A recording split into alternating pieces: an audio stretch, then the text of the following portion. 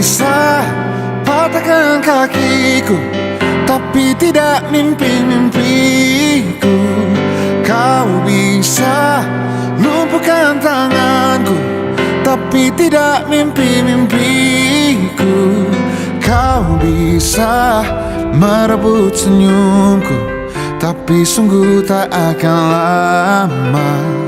Kau bisa merobek hatiku, tapi aku tahu obatnya. Manusia-manusia kuat, itu kita.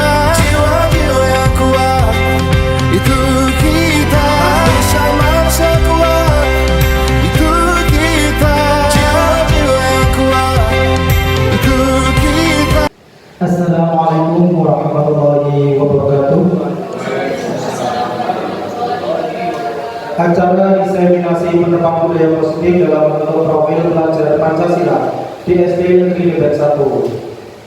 Yang terhormat kepada Bapak Sohibul Hadi selaku Kepala Sekolah SD Negeri Medan 1, yang saya hormati para narasumber, yang saya hormati para segenap dewan guru dan tamu undangan yang berbahagia. Puji syukur kehadirat Allah Subhanahu wa taala yang mana pada pagi siang hari ini kita dapat berkumpul di aula SD Negeri Medan 1 dalam keadaan sehat walafiat.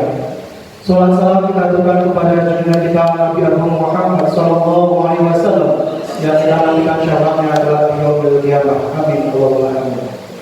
Bapak Ibu tamu undangan yang berbahagia, pada hari ini kita akan melaksanakan diseminasi penerapan budaya positif dalam bentuk profil pelajar Pancasila di SD Negeri Medan 1. Saya sebagai pembawa acara dan juga selaku moderator akan membawakan susunan acara pada siang hari ini. Yang pertama, pembukaan. Yang kedua, menyanyikan lagu Indonesia Raya. Yang ketiga, sambutan. Yang keempat, pemaparan materi. Yang kelima, diskusi dan tanya jawab. Yang keenam adalah penutup. Untuk itu, mari kita buka acara pada siang hari ini dengan membaca Al-Fatihah bersama-sama. Alamiyadina wa alamiyadikum bibarakatil Fatihah.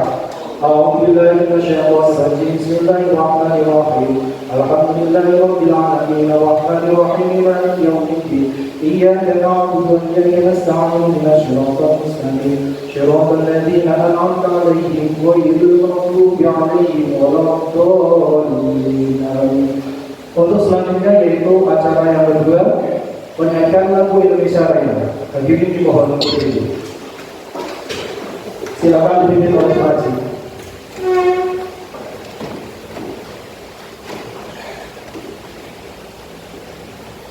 Hiduplah Indonesia Raya, Indonesia tanah airku, tanah tumpah darahku. Di sanalah aku berdiri, jadi pandu ibuku. Indonesia kebangsaanku, bangsa dan tanah airku. Marilah kita berseru, Indonesia bersatu. Hiduplah tanahku, hiduplah negeriku, bangsaku, rakyatku semuanya. Bangunlah jiwanya, bangunlah badannya untuk Indonesia Raya. Indonesia Raya, merdeka, merdeka, tanahku, negeriku yang ku cinta. Indonesia Raya, merdeka, merdeka, hiduplah Indonesia Raya. Indonesia Raya, merdeka, merdeka, tanahku, negeriku yang ku cinta. Indonesia Raya, merdeka, merdeka, hiduplah Indonesia Raya. Hadirin dipersilakan duduk kembali. Untuk acara selanjutnya yaitu sambutan dari Bapak Kepala Sekolah SD Negeri Dempet 1 kepada Bapak Soebul Hadi Wakil Kepala kami persilakan.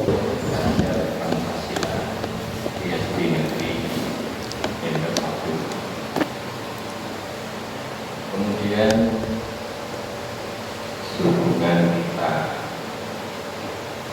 sebagai atau calon guru penggerak, dua rekan kita yang telah mengawali, yang nanti akan memaparkan apa yang beliau sebagai pengalaman selama ini, yang nantinya tidak hanya kepada beliau saja yang menjadi calon guru penggerak dan lulus sebagai guru penggerak, tapi tentu seluruh guru. Bapak Ibu guru yang saya hormati, khususnya adalah Bu Purwati, ya Pak Purwati, calon guru penggerak kita pada angkatan 5 ini. Saya ucapkan selamat dalam arti ya, mengikuti. Jadi pemerintah sekarang sudah tidak lagi menunjuk pada Bapak Ibu guru untuk mengikuti penataan, itu tidak. Sebenarnya kita semua diberi kesempatan untuk mendaftar sendiri, untuk belajar sendiri, dan nanti akhirnya juga kita terapkan dengan sendiri. Itu yang dimaksud dengan guru penggerak. Ya, pada acara siang hari ini sekiranya nanti bisa mendengarkan paparan dan mungkin masukan dari Bapak Ibu guru yang lain supaya calon guru penggerak kita ini menjadi guru penggerak yang sangat mumpuni, yang tidak hanya mengutarakan dan menyampaikan kepada guru-guru yang lain, tetapi memang kita siap untuk didatangi saat kita mengajar oleh guru-guru dari SD yang lain. Semoga acara semua ini berjalan dengan baik, dengan lancar. Kiranya cukup itu, dan sekali lagi Bapak Ibu nanti mendengarkan dan memberikan jawaban atau mungkin masukan pada beliau berdua supaya lebih baik dan lebih bersemangat. Bila Bapak saya, assalamualaikum.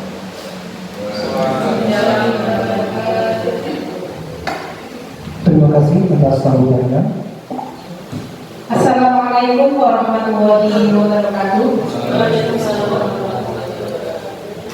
Selamat siang rekan-rekan semua yang kami hormati, Bapak Soebul Hadi selaku Kepala Sekolah di SD Negeri Dempet 1, yang kami hormati narasumber kedua yaitu Bu Dia Apriani selaku calon guru penggerak angkatan 5 Kabupaten Demak, yang saya hormati rekan-rekan guru di SD Negeri Dempet 1 dan juga rekan guru di SD lain, Ibu Neng dan juga Ibu Dewi. Terima kasih banyak.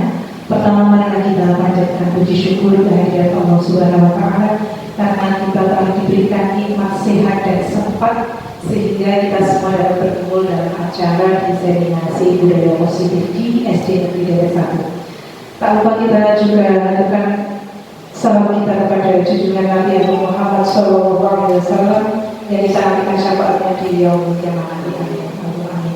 Perkenalkan, saya adalah Bu Purwati, calon guru penggerak angkatan 5 Kabupaten Demak dari SD Negeri Dempet 1, bersama dengan rekan saya Ibu Dia yang akan menyampaikan tentang budaya positif. Untuk materi yang pertama, ketika saya bilang siapa kita, panjenengan semua jawab dengan guru hebat. Bisa begitu ya? Siapa kita? Guru hebat. Siapa kita? Guru hebat. Siapa kita? Guru hebat. Ya, terima kasih. Baik rekan-rekan semua, pertama yang akan saya sampaikan adalah untuk yang pertama adalah mengenai rencana tindakan aksi nyata yang saya lakukan bersama Bu Dia adalah yang pertama latar belakang dasarnya adalah pemahaman budaya positif di sekolah itu masih kurang. Dan tujuan dari aksi nyata ini adalah untuk memberikan pemahaman kepada warga sekolah terkait dengan budaya positif. Kemudian tolak ukurnya adalah keberhasilan aksi nyata ini ketika rekan-rekan semua paham dan kemudian melaksanakan budaya positif di SD Negeri Depet 1 secara konsisten. Dan ini masa tindakannya adalah berupa diseminasi penerapan budaya positif di SD Negeri Depet 1 yang kita laksanakan pada hari ini Sabtu 10 September 2022. Dan dukungan yang kami butuhkan Bapak, yaitu dari Bapak Kepala Sekolah tentunya yang kami butuhkan untuk mendukung segala program kami, kemudian kolaborasi dengan rekan-rekan sejawat kami, kemudian dukungan berupa materi diseminasi. Tujuan diseminasi ini adalah yang pertama untuk meningkatkan pemahaman guru tentang budaya positif. Tujuan yang kedua adalah terlaksananya penerapan budaya positif di sekolah. Dan yang terakhir adalah pemahaman penerapan budaya positif yang merupakan unsur utama dalam pencapaian visi sekolah. Apa sih budaya positif itu? Kira-kira Bapak Ibu semua, rekan-rekan ini tahu tidak? Apa itu budaya? Yang dinamakan itu budaya apa, Pak? Budaya itu apa? Budaya itu apa ya? Hasil cipta rasa positif, suatu hal yang baik. Artinya budaya positif adalah unsur utama yang kita butuhkan untuk mewujudkan visi sekolah yang telah kita sepakati bersama pada awal tahun pembelajaran, di mana kaitannya untuk mewujudkan profil pelajar Pancasila dalam kondisi sekolah tentunya yang aman dan nyaman. Kemudian budaya positif ini tentunya adalah erat kaitannya dengan penerapan disiplin positif itu sendiri. Maka disiplin sering kita maknai dengan kepatuhan terhadap suatu aturan.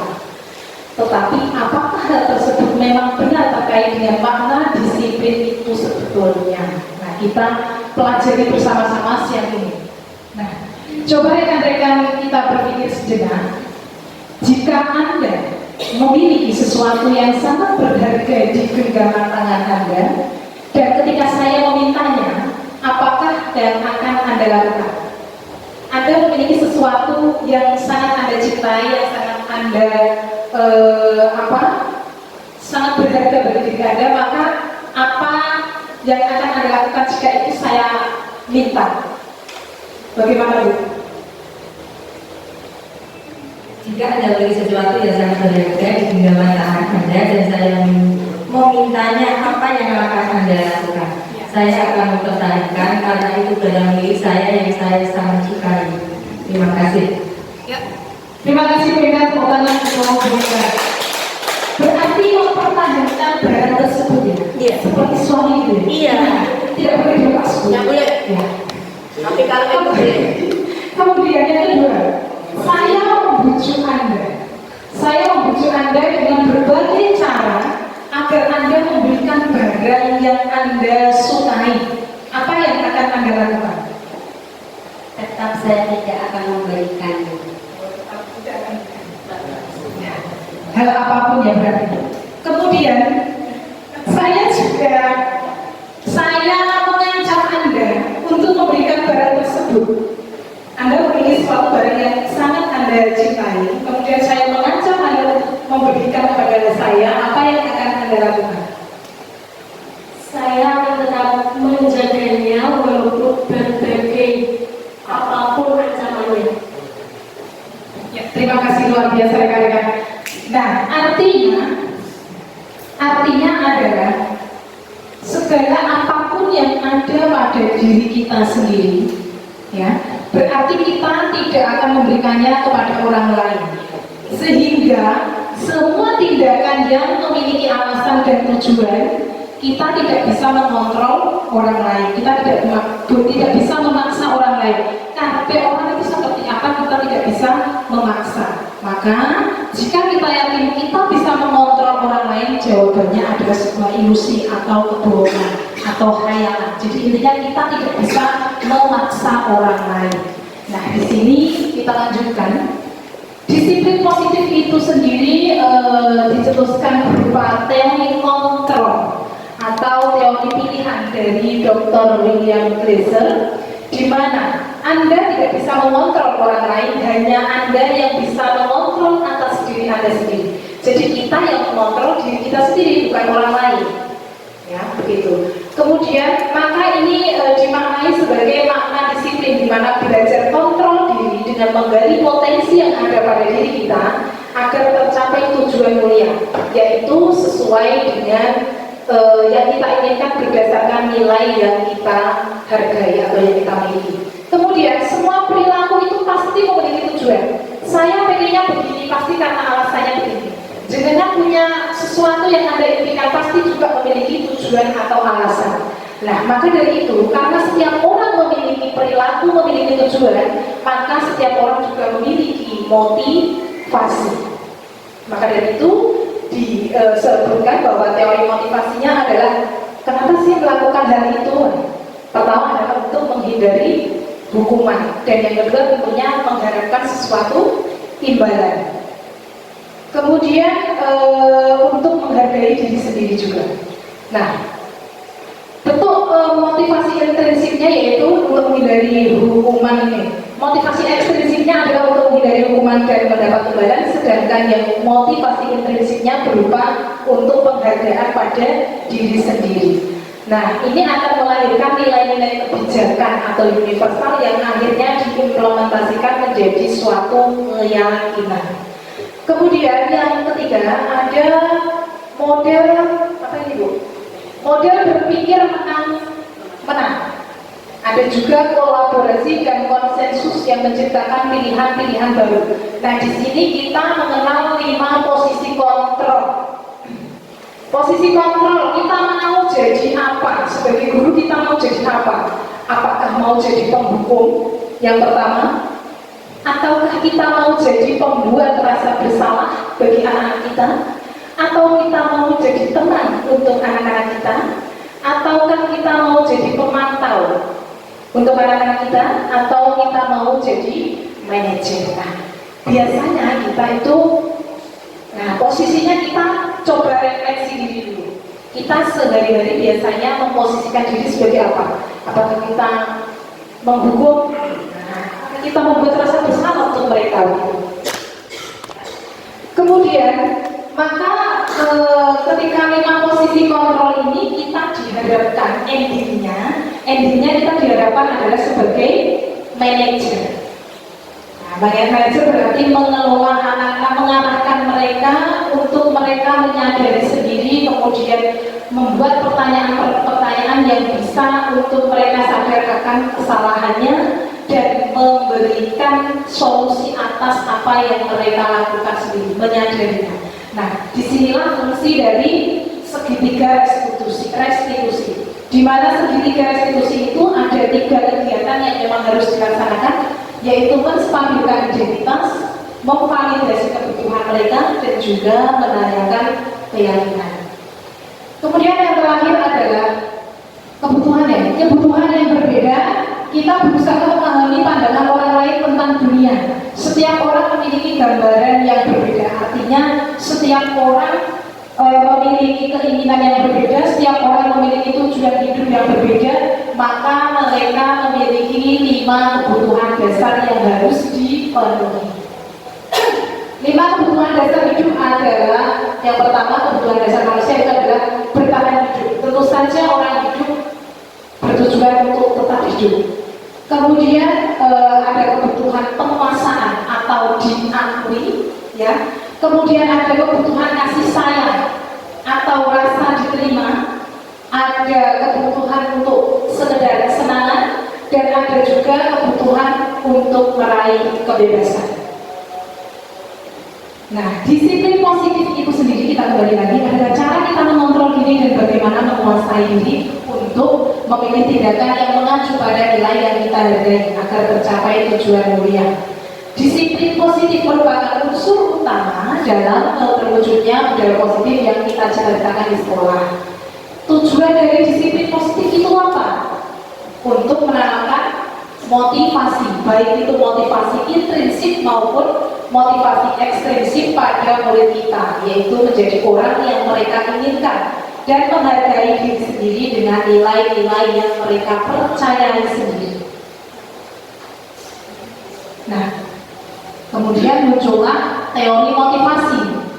Teori motivasi untuk apa? Yang pertama adalah untuk menghindari ketidaknyamanan atau hukuman. Maka mereka setiap melakukan kegiatan itu tujuannya apa? Motivasinya apa sih? Nah, yang pertama untuk menghindari ketidaknyamanan atau hukuman. Tadi kalau ketidaknyamanan atau hukuman berarti itu merupakan motivasi apa? Eksternal atau yang berasal dari luar diri siswa.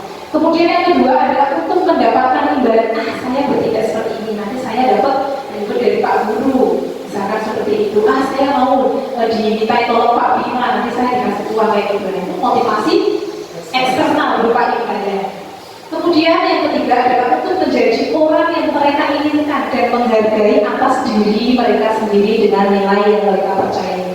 Nah, ini merupakan motivasi intrinsik yang merupakan tujuan dari disiplin positif itu sendiri.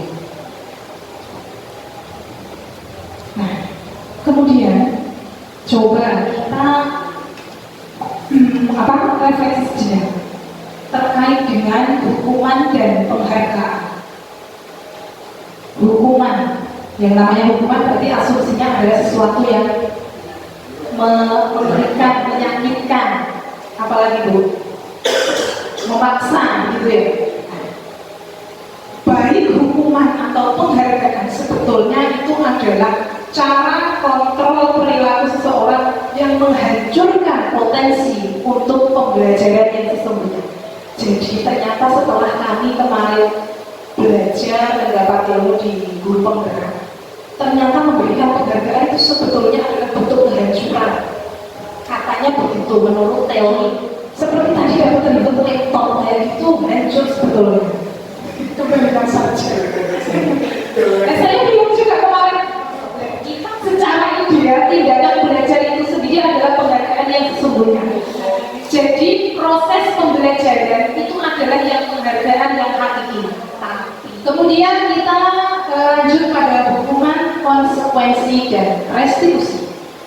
Hukuman, konsekuensi, dan restitusi adalah tindakan pada suatu pelanggaran namun dengan cara yang berbeda. Begitu. Kemudian misalkan Pak Udi, misalkan begini, si A tidak menulis tugas, tidak mengerjakan tugas. Kemudian akhirnya si A diminta oleh Pak Udi untuk menulis sebanyak 1 halaman penuh. Itu merupakan hukuman atau konsekuensi, Pak? Hukuman, betul. Tapi ketika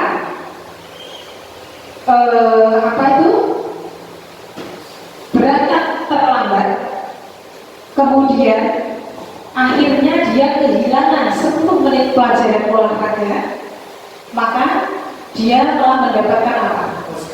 Konsekuensi. Kalau dia tidak terlambat, maka dia tidak akan kehilangan jam pelajaran. Begitu juga sebenarnya. Hukuman itu bersifat satu arah dari pihak guru yang memberikan murid hanya menerima suatu hukuman tanpa melalui kesepakatan atau pengarahan dari pihak guru baik sebelum maupun sesudahnya. Hukuman bisa berupa fisik maupun non fisik, baik itu siswa yang disakiti atas suatu perbuatan atau dengan kekerasan verbal, itu hukuman. Sedangkan konsekuensi adalah terencana dan sudah disepakati, sudah dibahas. Jadi misalkan sebelumnya anak-anak berangkat sekolah masuk pukul berapa? Pukul berapa?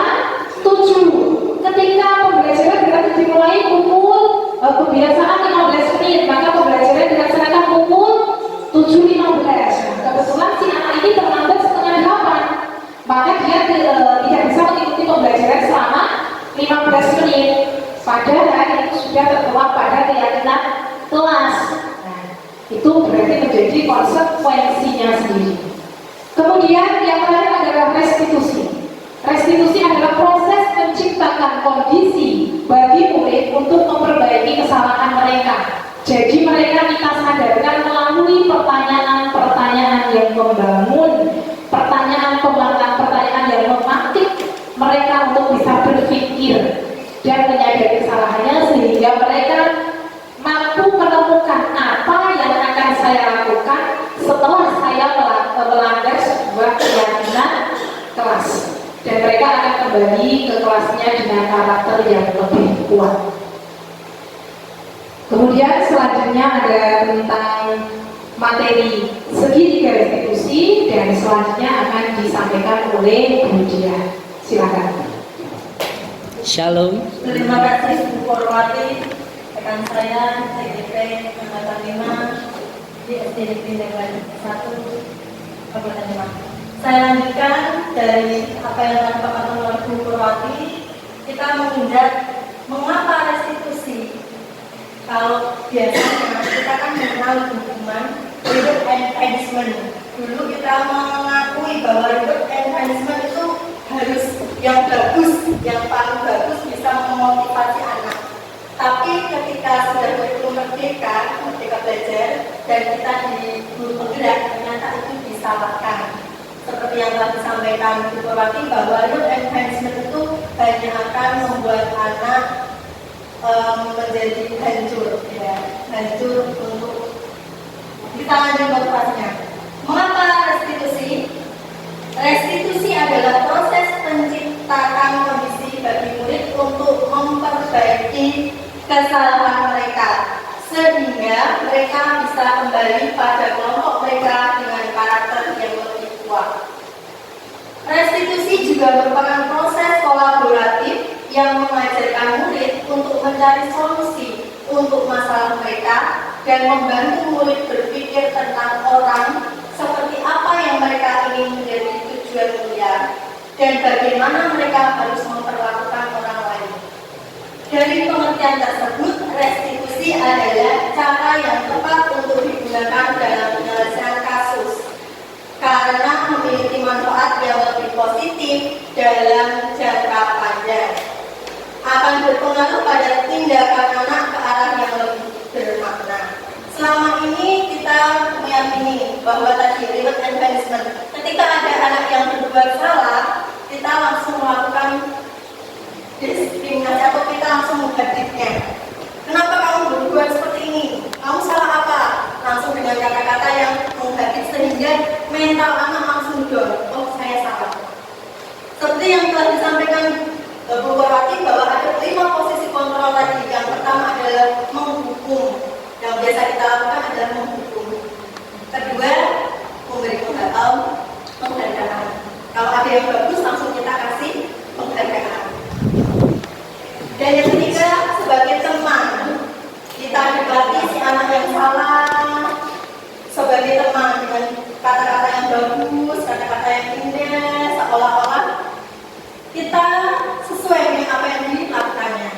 Tapi itu juga kurang bagus sebagai posisi kontrol, karena anak bisa menyepelekan dan menganggap apa yang mereka lakukan itu benar. Kemudian yang ketiga adalah pengamat, di mana pengamat itu hanya mengamati dari apa yang benar itu salah atau tidak. Yang terbaik yaitu posisi manajer, di mana kita menyadarkan anak, tapi tidak dengan kita memberitahu ini yang kamu lakukan itu salah, ini yang kamu lakukan benar. Di posisi manajer kita kembalikan ke anak, agar anak menyadari apa yang telah dia perbuat. Yang dia perbuat itu benar atau salah, begitu.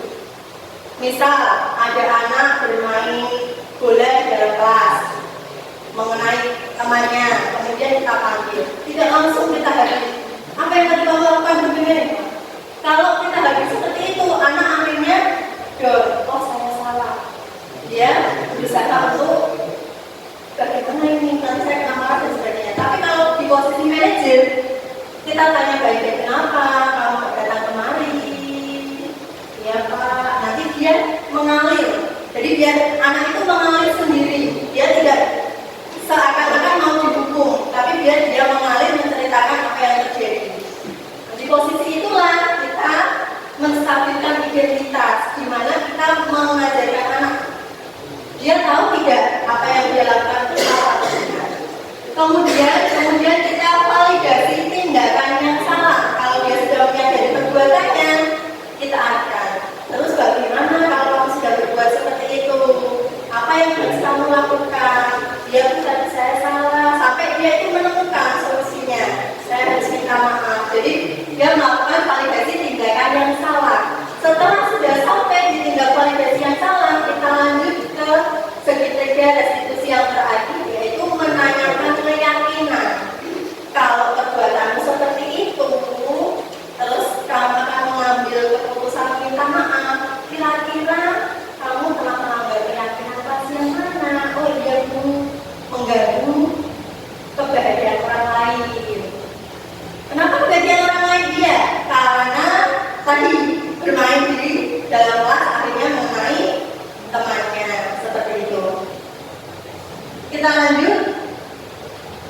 Ciri-ciri restitusi bukan untuk menebus kesalahan, ya, namun untuk belajar dari kesalahan. Anak tidak untuk menebus kesalahan, tapi dia mengetahui kesalahannya apa. Kemudian memperbaiki hubungan, tawaran bukan paksaan. Untuk penyelesaian masalah bukan kita yang menentukan, tapi anak kita kembalikan ke anak lagi. Jadi kita melakukan tawaran bukan paksaan. Kemudian restitusi menuntut untuk melihat ke dalam diri. Restitusi mencari kebutuhan dasar yang mendasari tindakan. Jadi setiap tindakan manusia, baik yang benar maupun yang salah, itu dilakukan untuk memenuhi kebutuhan. Si anak nakal, kenapa? Ternyata ada kebutuhan yang tidak terpenuhi, sehingga dia melakukan hal tersebut. Restitusi fokus pada karakter bukan tindakan. Restitusi fokus pada solusi. Restitusi mengembalikan murid yang berbuat salah pada kelompoknya. Jadi ketika dia sudah salah, dia tidak langsung salah, akhirnya minder merasa bersalah, tapi dia bisa kembali lagi ke kelompoknya. Ini ada video. Kau bisa patahkan kakiku, tapi tidak mimpi-mimpiku. Kau bisa lumpuhkan tanganku, tapi tidak mimpi-mimpiku. Kau bisa merebut senyumku, tapi sungguh tak akan lama. Kau bisa merobek hatiku, tapi aku tahu obatnya. Manusia-manusia kuat, itu kita. Jiwa-jiwa yang kuat, itu kita. Manusia-manusia kuat, itu kita. Jiwa-jiwa yang kuat, itu kita. Kau bisa hitamkan putihku, kau takkan gelapkan apapun. Kau bisa runtuhkan jalanku, kan ku temukan jalan yang lain. Manusia-manusia kuat, itu kita. Jiwa-jiwa yang kuat, itu kita. Manusia-manusia kuat, itu kita. Jiwa-jiwa yang kuat, itu kita. Bila bukan kehendaknya,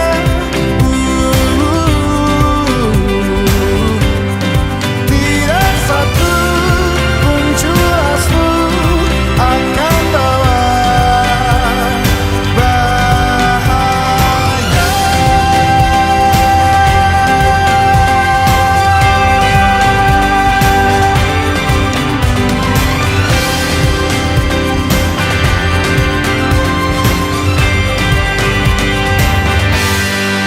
Semuanya sepakat? Sepakat? Ayo, semuanya sepakat? Semuanya sepakat? Semuanya sepakat? Oke? Semua sepakat?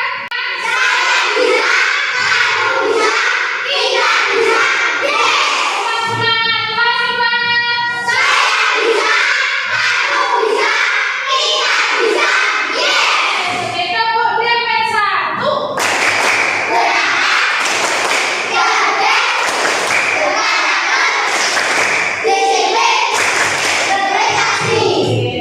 Manusia-manusia kuat, itu kita. Jiwa-jiwa yang kuat, itu kita. Manusia-manusia kuat, itu kita. Jiwa-jiwa yang kuat, itu kita. Manusia-manusia kuat, itu kita. Jiwa-jiwa yang kuat, itu kita. Manusia-manusia kuat, itu kita. Jiwa-jiwa yang kuat, itu kita. Kau bisa patahkan kakiku, patah tanganku, rebut senyumku. Hitamkan putihnya hatiku, tapi tidak mimpi-mimpiku.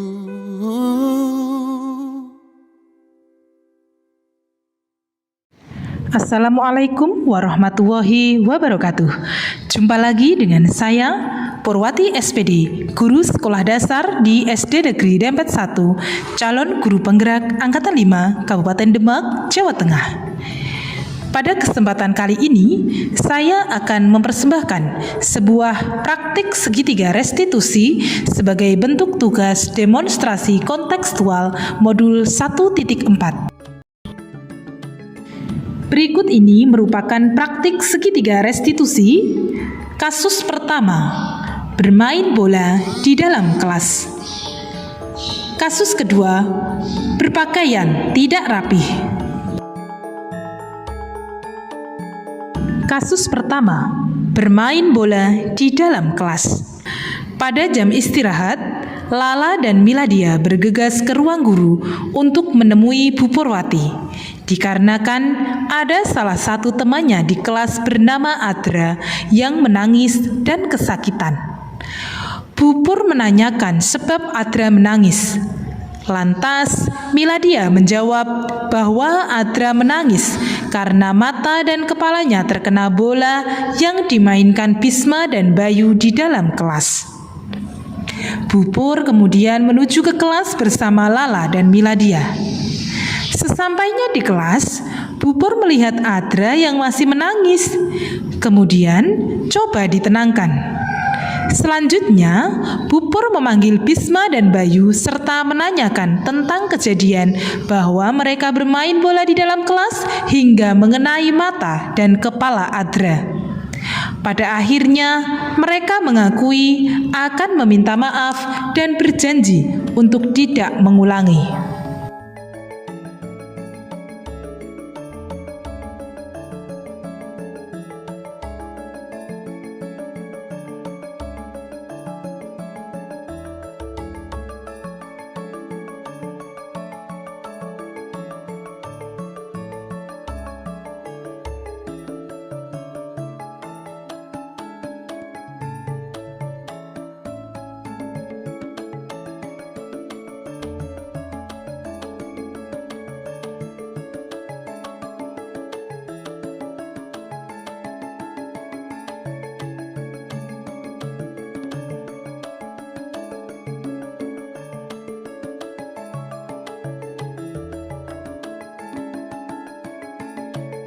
Ada apa, Mil? Tadi di kelas nangis. Adra, kenapa? Tadi itu matanya kena bola. Kena bola? Kok bisa? Bayu sama Bisma main bola di kelasku. Sekarang masih main di kelas? Iya. Oh, ya sudah, yuk coba ke sana. Adra, kenapa? Kenapa, Dek? Tadi dilempar bola. Dilempar bola, yang sakit yang mana? Mas, sama mata. Ada apa-apa nanti diobati di Pur ya. Sudah, yuk. Selamat siang, Bisma, Bayu. Siang, Bu. Nah, bagaimana kabarnya? Alhamdulillah baik. Baik. Tadi Bu Pur dapat laporan kalau salah satu teman kalian menangis di kelas saat jam istirahat. Kira-kira kenapa dia menangis?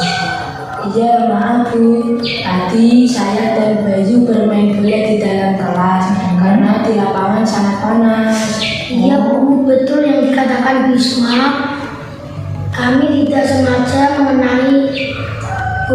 mengenai kepala Adra. Oh, apa nih yang kena kepalanya Adra? Bola. Bolanya? Begitu. Ya, sudah tidak apa-apa, Bisma. Bayu, setiap orang pasti pernah melakukan kesalahan. Ya, tidak hanya kalian yang melakukan kesalahan kali ini. Ya, anak-anak ya. Iya, Bu. Baik. Ibu di sini tidak untuk mencari siapa yang salah. Ibu juga ingin mencari solusi dari permasalahan yang kalian hadapi sekarang. Ya. Nah, Ibu ingin kita berpikir bersama apa yang bisa kita lakukan untuk memperbaiki situasi ini. Kalian pasti melakukan perilaku tadi, ada alasannya ya? Iya, Bu.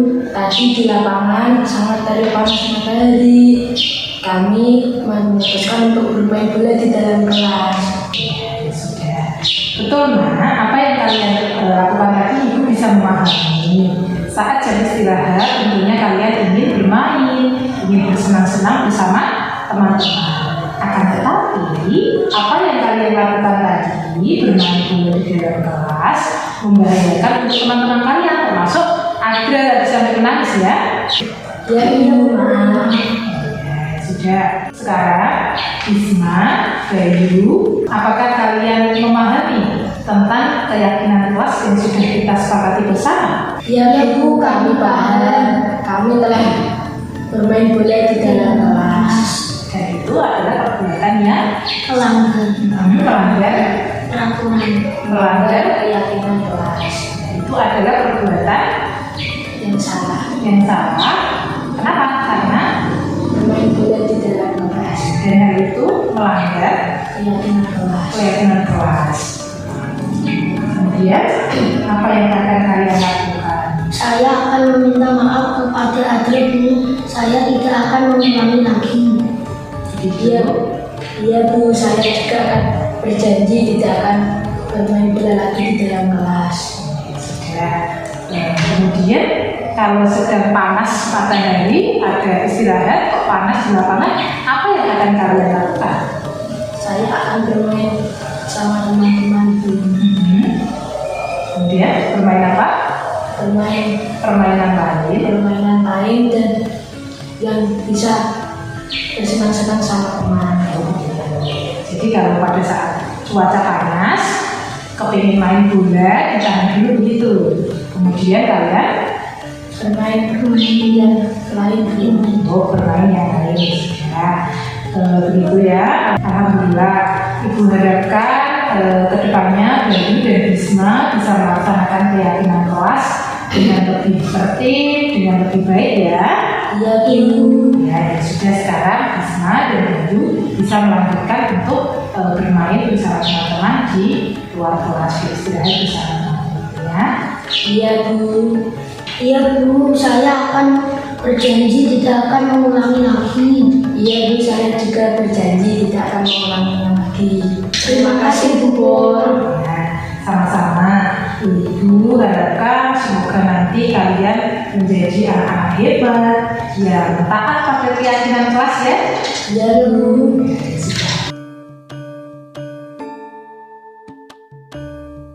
Ya, aku minta maaf ya Dra, tadi main bola kena kepalamu.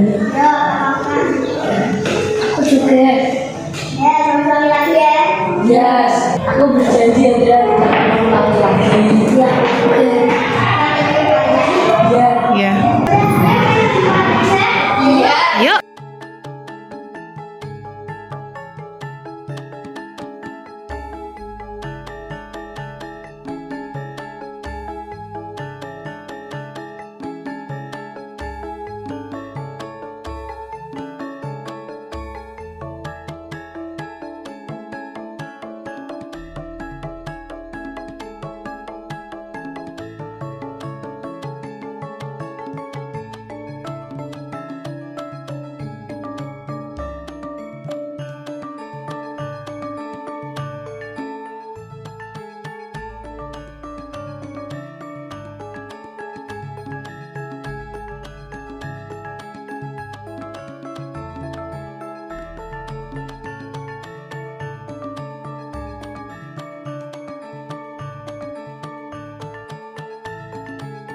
Refleksi dari kasus pertama adalah kebutuhan yang dibutuhkan murid adalah kesenangan.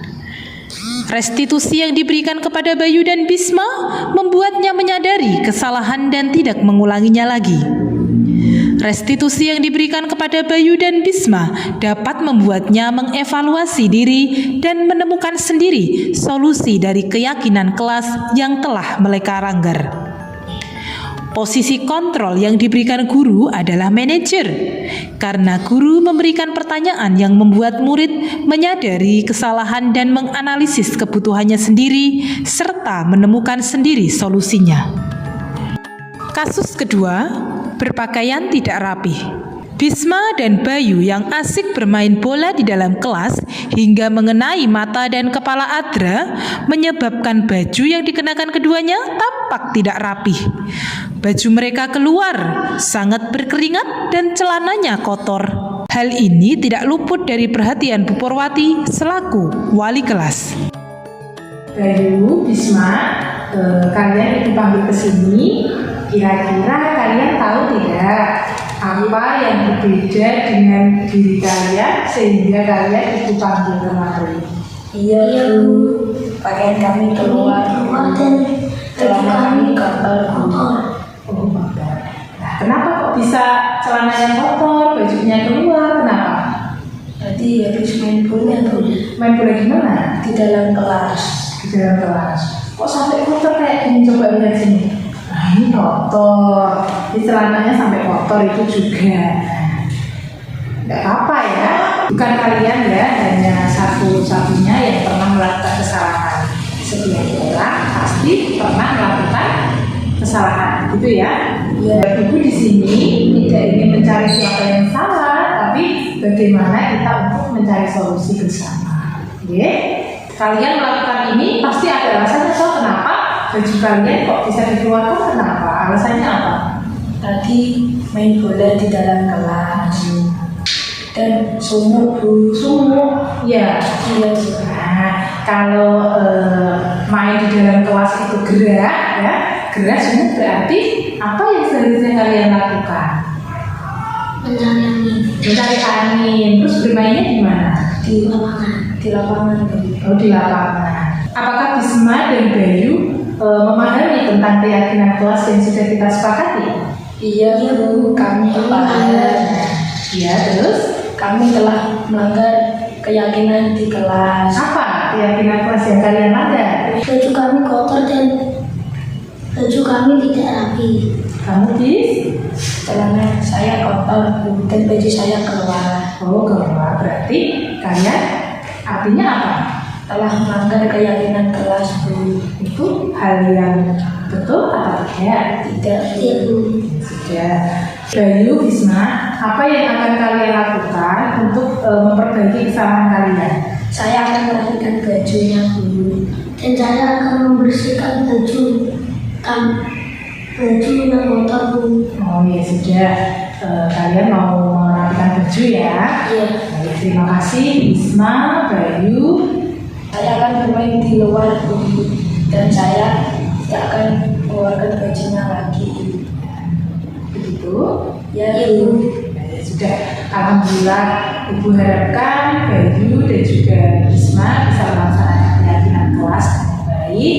Dan nanti proses pembelajaran dan juga penampilan Bayu dan Bisma juga semakin rapi. Sekarang Bayu dan Bisma bisa merapikan bajunya, celananya, supaya seragam kalian bisa terlihat lebih rapi.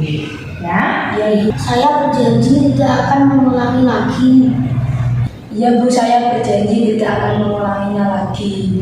Terima kasih Mas Bayu, Mas Bisma. Semoga kelak kalian menjadi anak-anak yang hebat, yang bertanggung jawab dan disiplin ya. Iya ya Bu, terima kasih. Silakan kalian melakukan tugas kalian di kamar mandi ya. Iya Bu. Refleksi kasus kedua adalah sebagai berikut. Kebutuhan yang dibutuhkan murid adalah kebebasan. Restitusi yang diberikan kepada Bayu dan Bisma membuatnya menyadari kesalahan dan tidak mengulanginya lagi.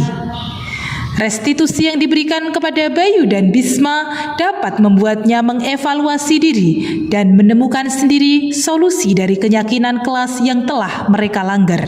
Posisi kontrol yang diberikan guru adalah manajer, karena guru memberikan pertanyaan yang membuat murid menyadari kesalahan dan menganalisis kebutuhannya sendiri serta menemukan sendiri solusinya.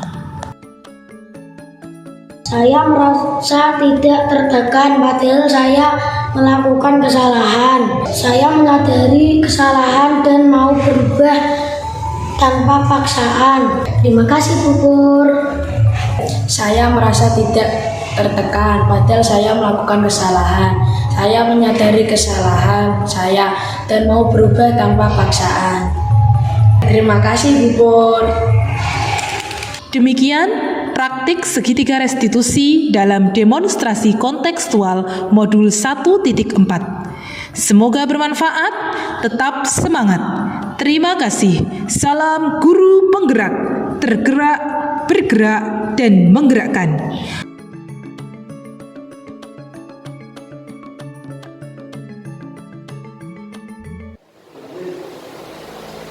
Ini adalah tingkatan peraturan. Kalau kita biasa membuat peraturan kelas, tapi untuk saat sekarang kita diajarkan jangan membuat peraturan, tapi kita buat keyakinan.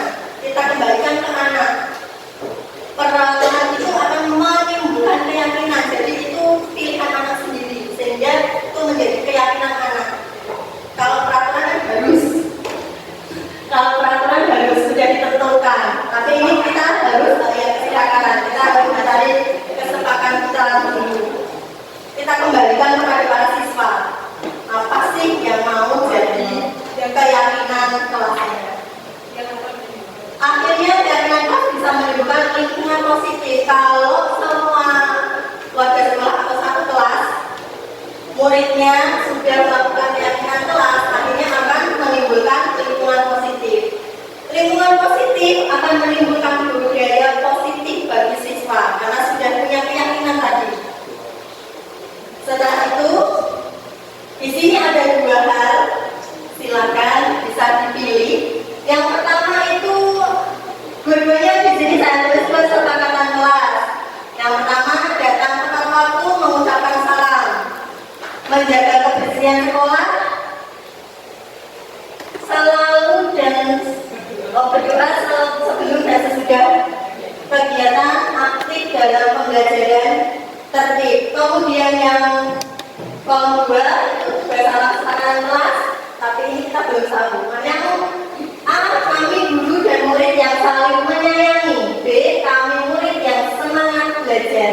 Yang C, kami murid yang peduli dengan teman-teman. Kira-kira yang mana Pak Ibu? Yang keyakinan kelas dan yang bukan keyakinan kelas? Pak. Yang keyakinan. Yang keyakinan kelas. Yang kesepakatan yang kami guru dan. Iya. Ya. Terima kasih Pak Pur. Kalau Pak Pur memilih yang keyakinan itu kami guru dan murid yang saling menyayangi dan seterusnya. Kita tanya lagi, coba Pak Budi. Yang sebelah kanan. Yang sebelah kanan. Coba dibacain kan Pak? Kesepakatan kelas yang kami guru dan murid yang saling menyayangi. B, kami murid yang semangat belajar. Dan C, kami murid yang peduli dengan apa itu? Dengan apa itu? Dengan teman-teman. Ya, dua guru kita telah memilih bahwa kesepakatan kelas adalah kami guru dan murid yang saling menyayangi. Apa benar atau salah? Apa sih cirinya? Cirinya apa? Kenapa kok bisa pada milih yang kanan? Kenapa ya? Pak Wan, apa alasannya? Enggak apa-apa. Menurut pandangan Bapak. Karena itu kan kalau kesepakatan itu kan sudah bersama ya. Jadi antara guru dan murid itu sudah ada ada kerjasama tadi. Kalau menurut Pak Pur pilih yang kesepakatan itu berarti guru dan murid ada kerjasama. Ya. Yang tepat untuk kesepakatan kelas ya yang sebelah kiri. Kami guru dan murid yang saling menyayangi. Yang pertama, sama dengan yang disampaikan Pak Pur. Yang kedua, karena universal, jadi tidak mencakup hanya untuk kebersihan. Kalau saling menyayangi itu kan universal, yang namanya menyayangi berarti satu, kita akan menghargai orang lain. Yang menyayangi, saling menghormati, termasuk menyayangi. Ya, karena untuk kesepakatan kelas itu kalimatnya universal, jadi mengandung arti banyak. Maka yang benar-benar kesepakatan kelas itu yang pertama kami guru dan murid yang saling menyayangi. Jadi guru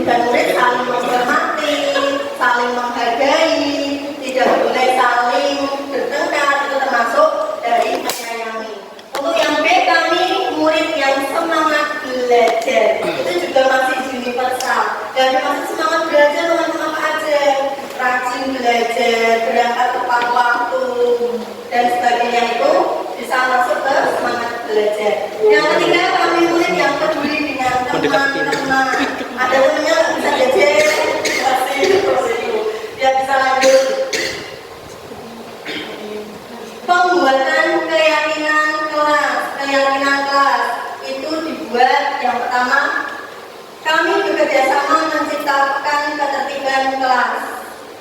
Kami menghormati guru, kami menjaga kebersihan kelas, kami belajar dengan semangat, kami ingin guru yang baik, adil dan kreatif, kami membantu teman yang kesusahan. Jadi dari ini semua tadi itu muncul keyakinan kelas 3 tadi. Jadi karena universal bisa. Contoh hukuman dan restitusi seperti yang telah dicontohkan oleh Bu Purwati tadi. Di situ contoh yang pertama, mencatat 100 kali di dalam buku kalimat saya tidak akan terlambat lagi karena terlambat ke sekolah. Itu termasuk hukuman. Karena nggak ada kaitannya, mencatat 100 kali dengan keterlambatan tidak ada kaitannya, jadi itu termasuk hukuman.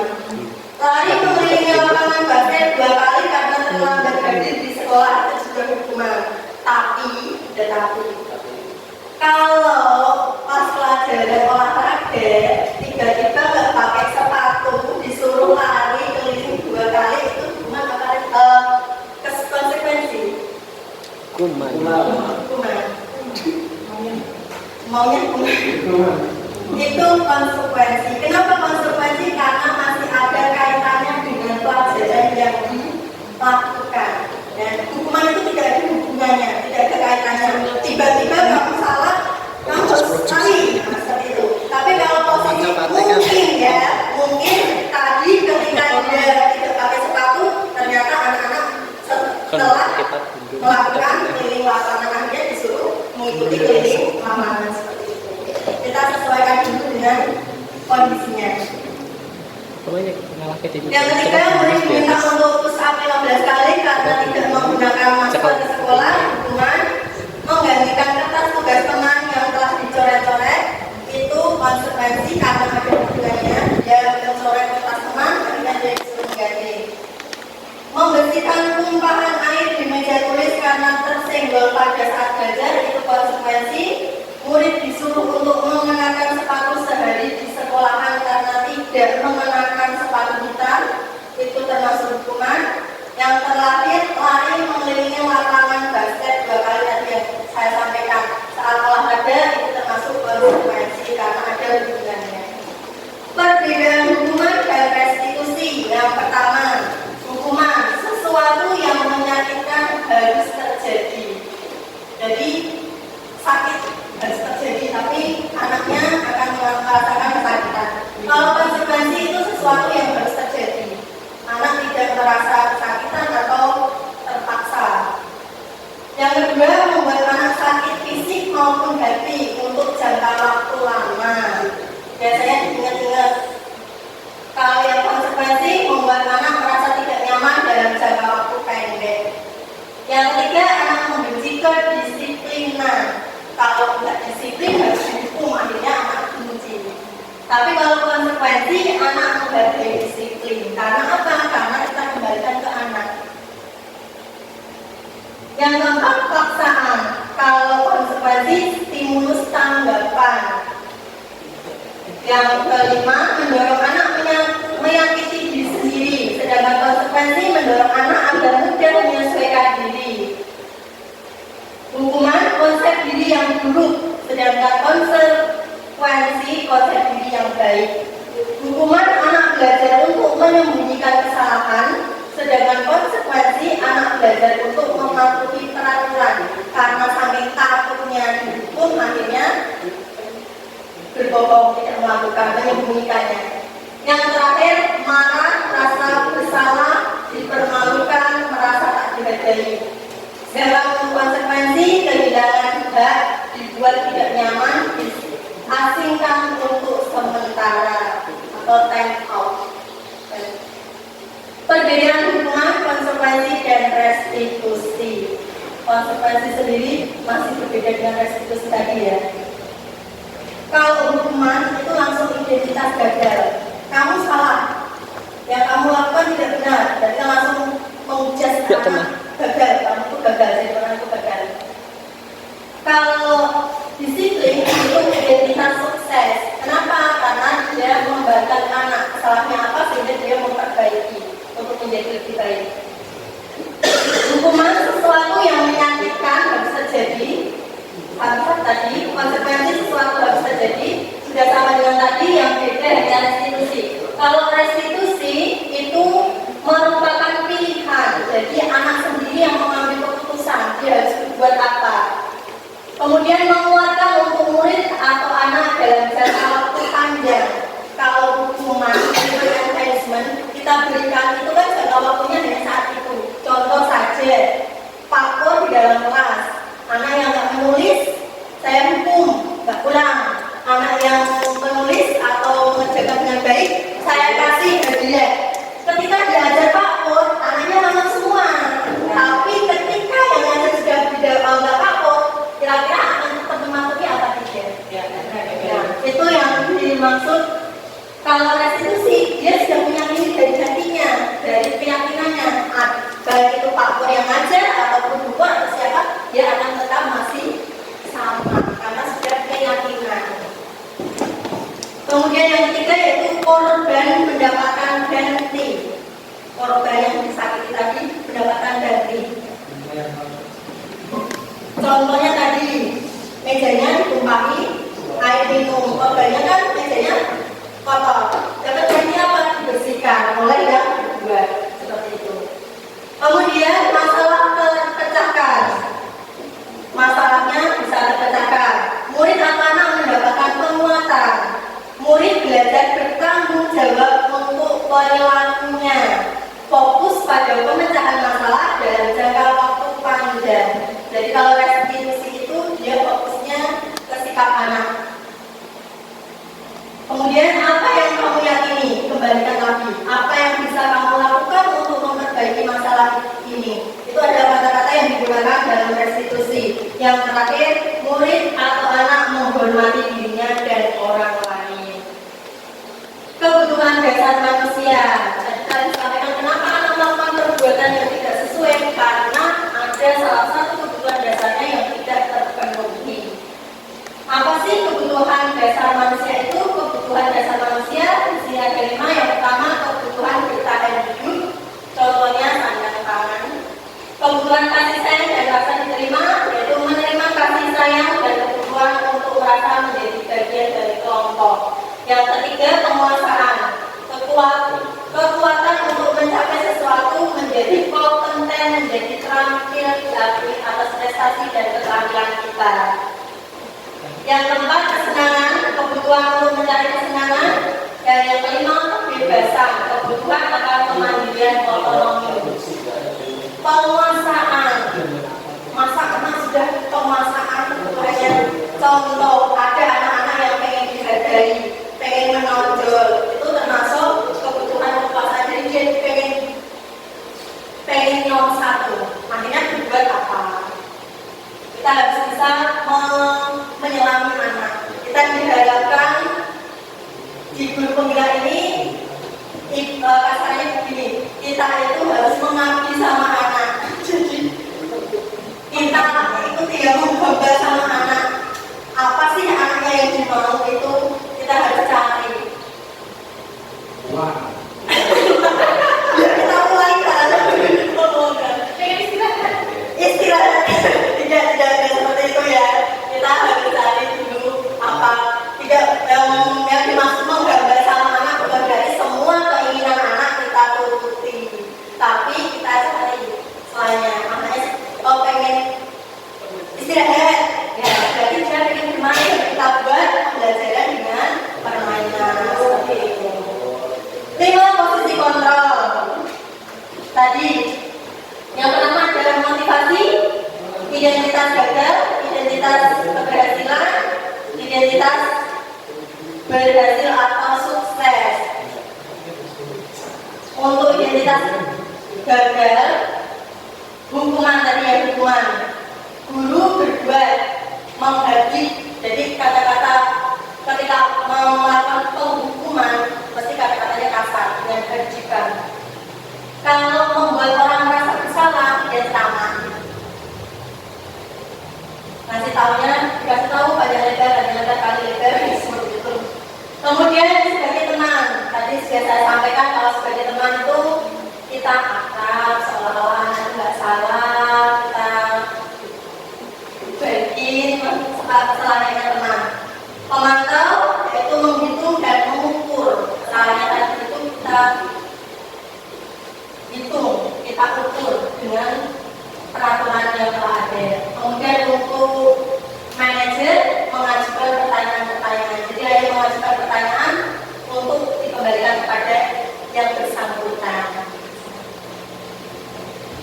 Penyelesaian kasus segitiga restitusi yang pertama tadi sudah saya sampaikan yaitu menstabilkan identitas. Kita tanya ke anak dulu apa sih yang dia lakukan, biar dia sadar apa yang dia lakukan itu benar atau salah. Dia sadari dulu, jangan kita yang langsung menentukan kamu salah nah, kamu gini jangan. Tapi kita dengan sadarkan dia sadar sendiri kalau itu salah. Kemudian validasi kebutuhan. Tadi kalau dia sudah menyadari kesalahannya, kita kembalikan lagi. Kalau kamu sudah berbuat salah, apa yang mau kamu lakukan sehingga dia mendapatkan penyelesaiannya sendiri. Kalau sudah seperti itu, maka akan tertanam menanyakan keyakinan. Kalau dia sudah menyadari kesalahannya, dia mau mengubah dengan cara apa, kita tanyakan keyakinan. Kira-kira dia meyakini nggak peraturan yang ada itu, atau keyakinan kelas itu dia yakini nggak? Kalau sudah dia yakini berarti, oh sudah diyakini sendiri. Kalau orang sudah yakin pasti tidak akan diulangi. Beda kalau kita yang maksa, ya atau tidak? Yang guru berkata berbuat salah itu hal yang manusiawi. Ini adalah kalimat ketika kita melakukan restitusi. Perbuatan salah itu hal yang manusiawi. Tidak ada manusia yang sempurna. Bapak Ibu juga buat salah, biar anak itu tidak takut menghukum. Seperti itu. Kita pasti bisa menyelesaikan permasalahan ini. Bapak Ibu tidak tertarik untuk mencari tahu siapa yang benar, siapa yang salah. Bapak Ibu lebih tertarik untuk menyelesaikan masalah. Biar anak itu langsung down dulu, kan? Pakai kata-kata pengantinnya. Kalau kamu menyiapkan dirimu terus, apa itu? Kalau kamu menyiapkan dirimu sendiri terus-menerus, apakah kamu bersikap baik pada dirimu sendiri? Kadang orang kalau sudah disalahkan, kita langsung mengecilkan dirinya sendiri, malah jadi dengan bagus. Validasi kebutuhan. Jadi setelah kita melakukan tadi identifikasi masalah, validasi masalah, kita cari kebutuhannya apa sih sehingga anak tersebut melakukan hal tersebut, melakukan kesalahan tadi. Dengan pertanyaan kamu bisa saja kan melakukan hal yang lebih buruk, tapi kamu tidak melakukannya kan. Jadi biar anak itu nggak seakan-akan aku udah salah, masih ada yang lebih salah lagi. Jadi dia mau berusaha tidak mengucilkan dirinya sendiri. Kamu pasti punya alasan mengapa melakukannya. Apa yang penting bagi kamu, kamu boleh tetap berusaha menjaga sikap itu, tapi tambahkan sikap yang lain yang baru. Maukah kamu belajar cara lain untuk mendapat yang kamu butuhkan tanpa harus memukul atau melakukan pelanggaran? Apakah kamu bisa melakukan dengan lebih baik besok lagi? Itu semua kita tanyakan anak, biar anak mendapat jawabannya dari dirinya sendiri. Untuk menanyakan keyakinan, kata-kata yang digunakan biasanya yang pertama, apa nilai yang kita percaya di kelas atau sekolah kita. Yang kedua, nilai-nilai universal apa yang telah kita sepakati. Yang ketiga, kelas yang ideal itu seperti apa sih? Kamu ingin jadi anak seperti apa? Apa yang kamu rasakan ketika kamu melakukan itu? Kamu menjadi orang yang seperti apa? Dan anak berpikir, kamu sudah bermain di kelas, kira-kira apa yang kamu dapat? Dan anak itu tahu, oh ya ternyata tidak dapat apa-apa, tapi ternyata malah melukai teman. Akhirnya dia kembali ke introspeksi diri. Demikian yang dapat saya sampaikan dari Bu Purwati. Semoga bermanfaat. Kita sama-sama ya Bapak Ibu Guru berdiri semua.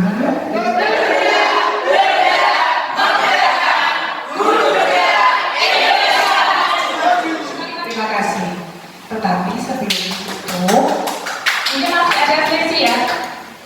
Satu sesi sedikit aja untuk tambahan penguatan, yaitu untuk sesi selanjutnya adalah mengenai diskusi budaya positif yang sekiranya sudah kita laksanakan atau yang selama ini sudah kita laksanakan. Contoh kecil saja, ketika saya kemarin menemui anak-anak yang sedang bermain bola di dalam kelas, yaitu ada si Bayu dan juga Bisma bermain bola di dalam kelas sehingga mengenai teman yang lain di kepalanya sampai nangis. Selanjutnya adalah saya memanggil Bayu dan Bisma untuk mengkonfirmasi apakah yang terjadi sebetulnya sehingga di kelas ada siswa yang nangis, dan ternyata mereka mengakui bahwa mereka bermain sepak bola di dalam kelas sebab di luar kelas itu panas.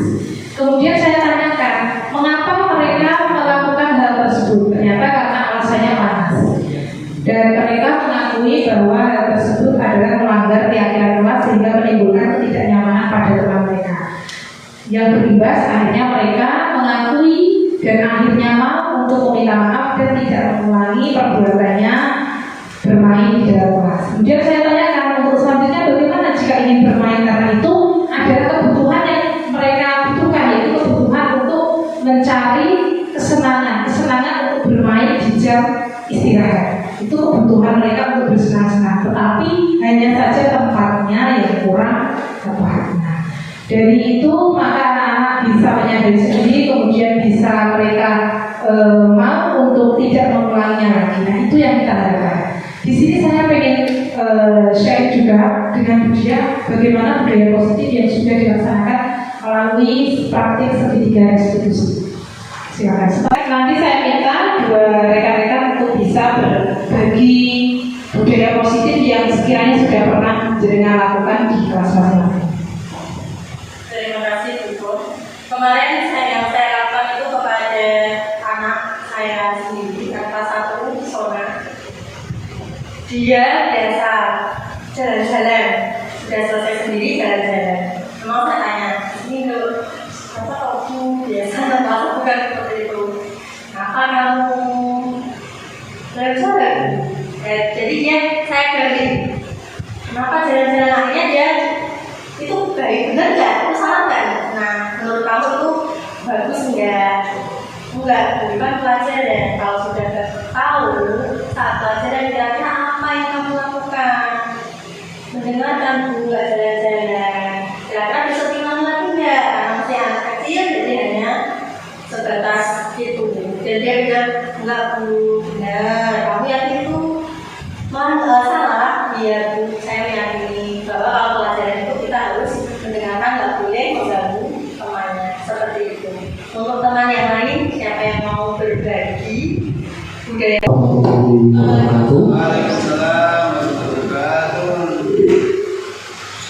Saya sendiri bingung mau memberikan contoh budaya positif karena dari 5 kategori tadi saya belum masuk untuk yang manajer, karena saya masih suka menghukum, terusan apa namanya berteman, terus suka menceramai atau memberikan rasa bersalah. Tetapi semua tujuan itu adalah untuk meningkatkan pola pikir anak sendiri. Memang saya akui hal tersebut karena paradigma pendidikan yang masih belum saya tahu. Untuk budaya positif, sebenarnya saya sudah membuat keyakinan atau kesepakatan kelas dengan kelas yang saya ampu. Jadi setiap siswa yang saya ampu itu sudah punya kesepakatan, baik berupa perbuatan dan tingkah laku yang ada di dalam kelas. Jadi saya tidak menuntut mereka, cuma memberikan kesempatan kepada mereka untuk membudayakan hal-hal yang positif, semisal membuang sampah pada tempatnya, membuat kelas menjadi rapi dan bersih, menciptakan suasana kelas yang bumi atau tenang, tidak gaduh. Itu yang saya sepakati di kelas saya. Mungkin itu contoh kegiatan positif yang saya lakukan. Terima kasih. Selanjutnya teman lain yang mau berbagi, Jin apa Pak Jin? Oh Pak Jin ya, monggo Pak Jin. Kalau saya biasanya memberikan atau membiasakan budaya positif. Contohnya ketika membiasakan anak untuk berpakaian rapi, misalnya anak-anak menggunakan atau memakai pakaian seragam yang kurang rapi, maka saya mengingatkan untuk merapikan pakaiannya, dan mengingatkan juga atribut seragam yang masih kurang lengkap untuk melengkapi atribut dari seragam tersebut sesuai dengan dari seragam yang digunakan. Ya, terima kasih. Luar biasa Pak Haji. Apakah ada yang pernah melanggar keyakinan keras Pak Haji? Alhamdulillah tidak. Apa? Alhamdulillah tidak. Belum pernah ya. Saya tertarik dengan guru mata pelajaran. Iya. Pak Bima, apakah Pak Bima pernah menemukan satu hal yang menarik dari kelas 1 sampai dari kelas 6 hingga Pak Bima bisa menyelesaikan kurang lebihnya dengan segitiga restitusi itu yang pernah Anda lakukan? Pasti pernah, cuma tidak tersadar kita. Ya, coba Pak Bima. Sama seperti Pak Bima. Mungkin saya kalau dulu sudah melaksanakan restitusi tadi dulu. Tapi kalau kemarin ada satu kasus yaitu di kelas 3 ketika UTS, ternyata banyak anak yang saling mencontek. Satu anak yang paling unggul itu diconteki sama teman-teman. Akhirnya saya nasihati bahwa mencontek itu tidak baik, dan anak yang unggul itu saya ajak maju ke sebelah saya dan mengajarkan di sebelah saya agar tidak dicontek oleh teman-teman. Terima kasih. Gitu ya. Berarti pada intinya sebetulnya kita semua itu sudah melakukan segitiga restitusi, akan tetapi belum lengkap. Ya, demikian yang dapat kami sampaikan terkait dengan diseminasi budaya positif di SD Negeri Dewet 1 dalam rangka pembentukan profil pelajar Pancasila. Maka dari itu mari kita Bapak Ibu guru, pelayan pendidikan sebagai teladan bagi anak-anak kita, menjadi pionir, menjadi role modelnya anak kita. Mari kita bersama memperbaiki bersama untuk kemajuan anak didik kita. Demikian yang dapat kami sampaikan. Semoga bermanfaat. Wassalamualaikum warahmatullahi wabarakatuh. Terima kasih banyak. Diseminasi pemaparan yang telah disampaikan oleh pemateri. Untuk acara selanjutnya yaitu penutup atau doa yang akan disampaikan oleh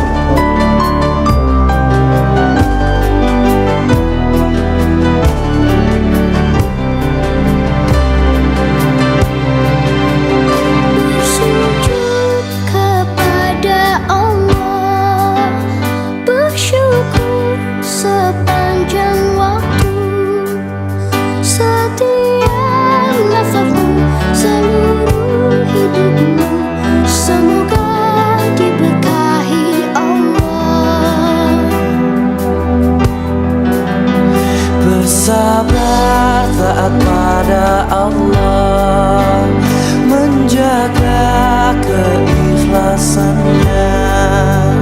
Semoga dirimu, semoga langkahmu diiringi oleh rahmatnya. Setiap nafasmu, seluruh hidupmu, semoga diberkahi Allah. Alhamdulillah wa syukurillah, bersyukur padamu ya. Demikian acara pada siang hari ini. Apabila saya selaku pembawa acara dan atau moderator ada kesalahan dan kesilapan, saya mohon maaf yang sebesar-besarnya. Assalamualaikum warahmatullahi wabarakatuh.